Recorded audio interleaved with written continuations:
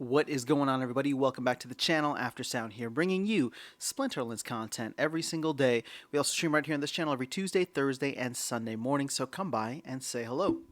All right, well, as you can see, I am traveling, so I don't have my usual setup here with me today, but I did want to do a final 5 biggest takeaways for the last town hall of 2022. Yes, this is the final one. There will not be one next week, in the week kind of in between holidays. So I believe on stream and in the last town hall they said they will be back on January 2nd, which I was expecting, and I think people would have gotten a little too impatient if they had not, or if they'd pushed it another week. But excited for that. Excited to see what comes of it. But this town hall, and before I even get into it, first of all, if you're welcome to the series, welcome to the. If you're new to the series or new to the channel, welcome. This is not a summary. There's fantastic audio, video, and written summaries that are put together by other content creators, so I highly recommend going to check them out. This is just the 5 things that stuck out to me that I thought were worth sharing with you, and I'm hoping we can actually keep it a little bit shorter, on the shorter side today, because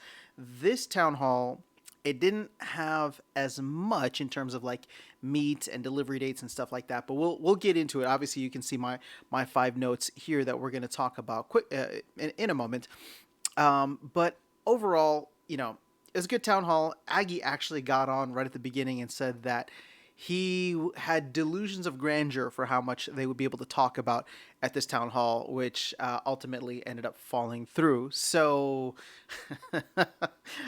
I'm sorry. I guess it's just kind of fitting with what 2022 has been in terms of just delivering stuff to us, news announcements and all that. But, here's to turning a corner in 2023 with a lot of the new processes that they have implemented for the upcoming year.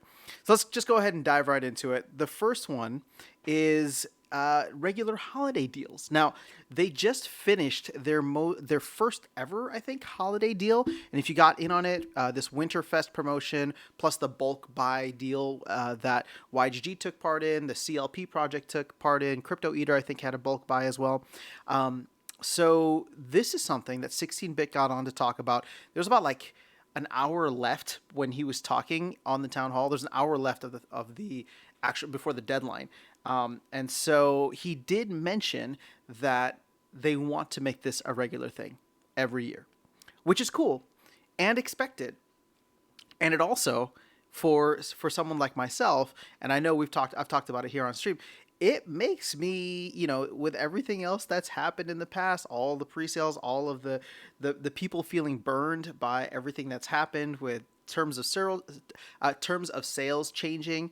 When Rebellion comes out middle of next year, I might just be patient for 6 months because I don't want to buy into the hype and the FOMO, and I'm just going to wait for the holiday deal. And in fact, maybe that will be the case every single year from now on if they do continue to have these regular holiday deals. So I don't think it's a bad thing, right? But it's one of those things where now someone like myself is definitely going to think twice before buying into any kind of presale, because there will be a better time, usually within a 12-month rolling period of, or within every 12-month period of getting a significantly better deal. Now, of course, things may sell out. They may structure Rebellion in a way where it's just like, okay, if it scales up the way that they're trying to do GLG, for example, then yeah, if you buy in the presale, it's like $5 or $4 or whatever it is.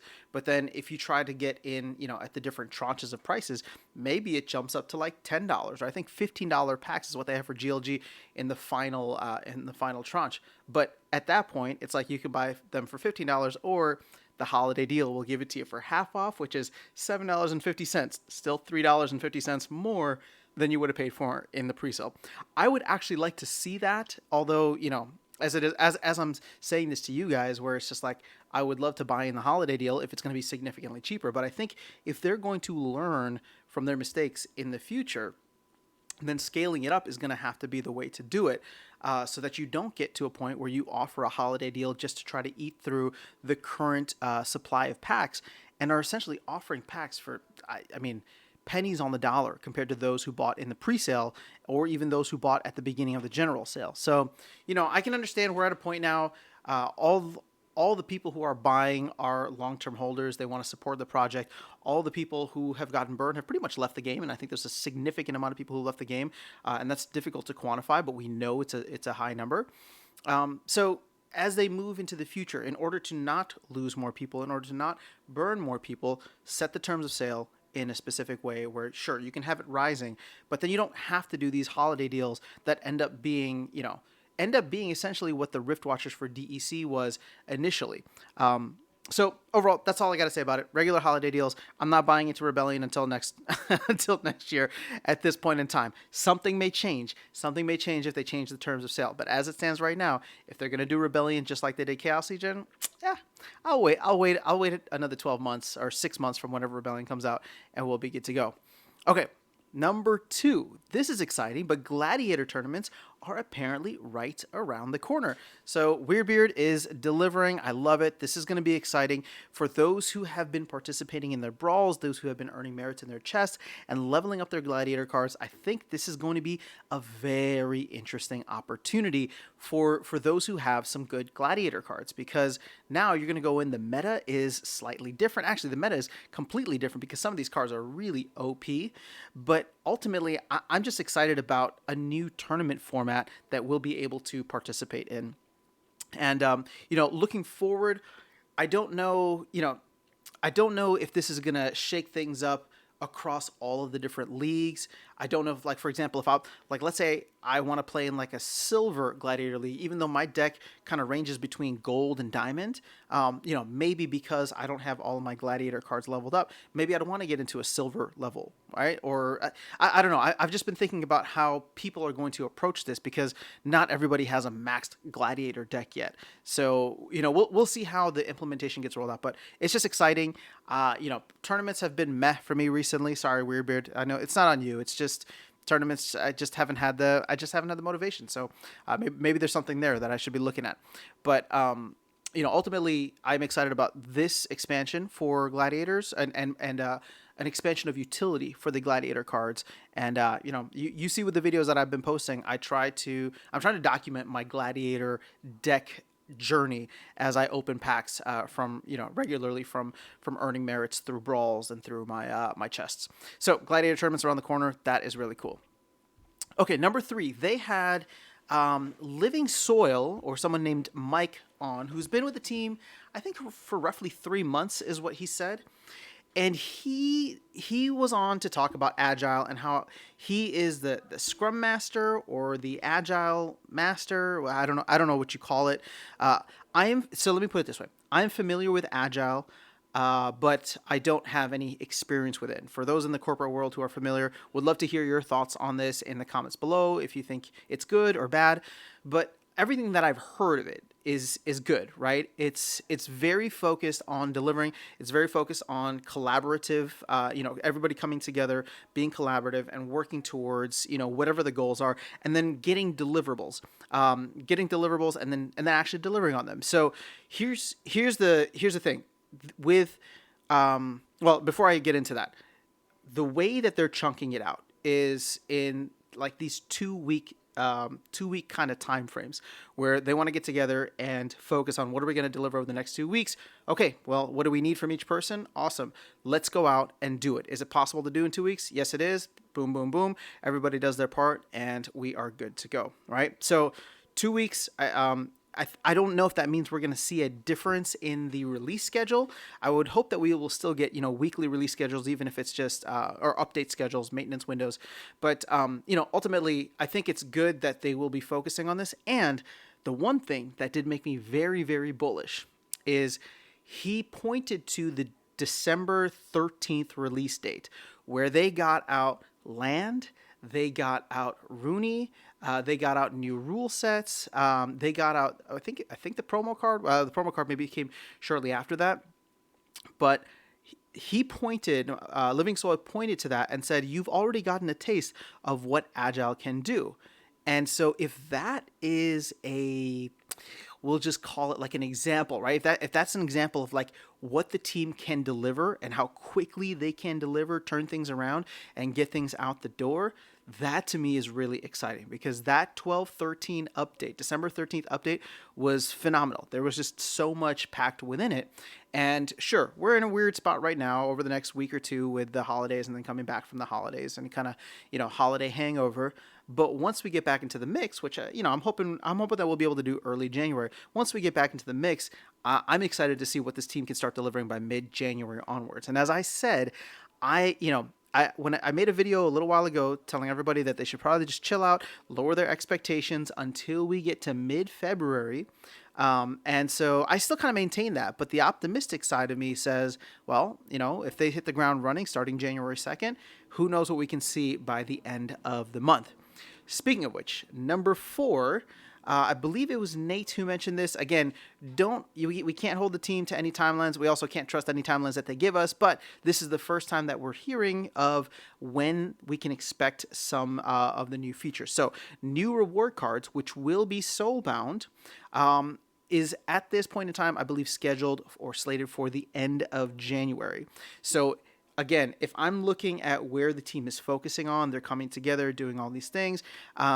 It sounds like land is going to dominate the first parts of January as they get out the different functional, I think market functions, then map enhancements, and then potentially phase 1 of land, and then pivot over to something like new reward cards by the end of January. Keep in mind, I think there's technically 5 Tuesdays in January, but I'm not expecting anything January 3rd.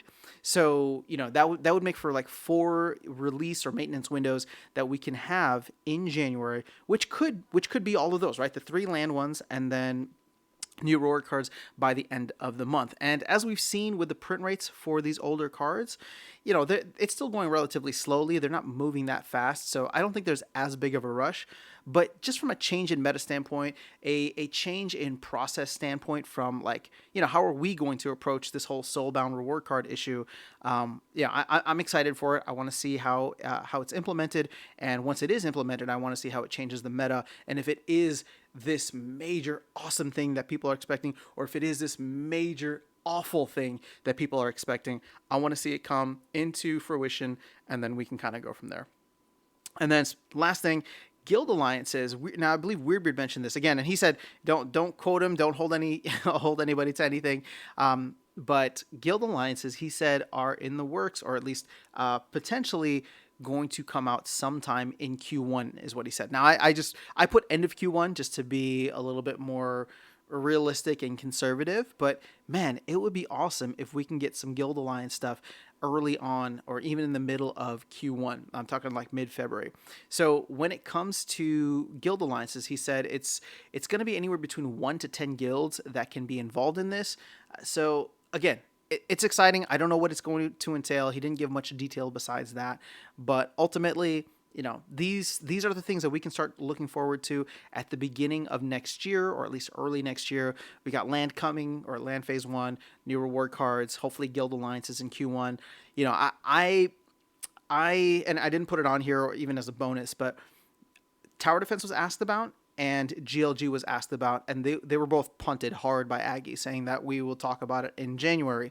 So I actually am becoming a little less optimistic about those being the game changers that I was hoping that they would be in early Q1. Now, granted, maybe I'm just jaded, and maybe I kind of misread Aggie's demeanor and kind of the way that he was talking. Maybe I misread it, and maybe come January 2nd, that town hall, they're gonna talk about some awesome stuff, and we're gonna get GLG in January or February. Who knows, right? Like, but the way that he said it made it seem as though that might be a little bit further off. The team has had to regroup on that and then figure out a new plan of attack. So with GLG, I'm still hopeful that we can get that out by like the end of Q1, really, because you don't want to miss out on the season. That being said, Chatter, I think, was in the comments and talked about doing some kind of evergreen promotion with some of the players. So that's going to be cool. But again, it's like if we're doing promotions but the game isn't out yet, like how good is that? But I'm gonna take that. I'm gonna hold on to that. I know I said it out loud already, but I'm gonna hold on to that because again, we'll just see how it plays out. It is exciting to see them do more types of more grassroots types of marketing or more direct marketing with people who are fans of the players, fans of the league. So that is exciting. And then tower defense, outside of knowing that Hardpoint and Double Coconut have been working on it, there hasn't really been much else said. So we'll reserve some comments until maybe January, early January. But I think that January 2nd town hall is going to be a big one. Hopefully, there's going to be a lot that the team is going to do with the planning sessions they had earlier this week, and give us some kind of timeline. A new updated roadmap is what it sounds like. So I'm looking forward to that. But with that being said, this is the final 5 biggest takeaways from the town hall for the year of 2022. So if you've been following this series, I have actually been doing it weekly or whenever they have town halls for more than a year now. I think I started in September or October of 2021. So I just want to say thank you so much for watching these, and I really do appreciate it. I hope you enjoy the holiday season with friends and family. If you're taking a break from Splinterlands, if you're taking a break from gaming, taking a break from the madness that is crypto, I totally get it. I totally understand, and I look forward to seeing you in 2023. But that's all I got. Have an amazing rest of your day. I'll catch you all in the next video and see you around the game. Take care.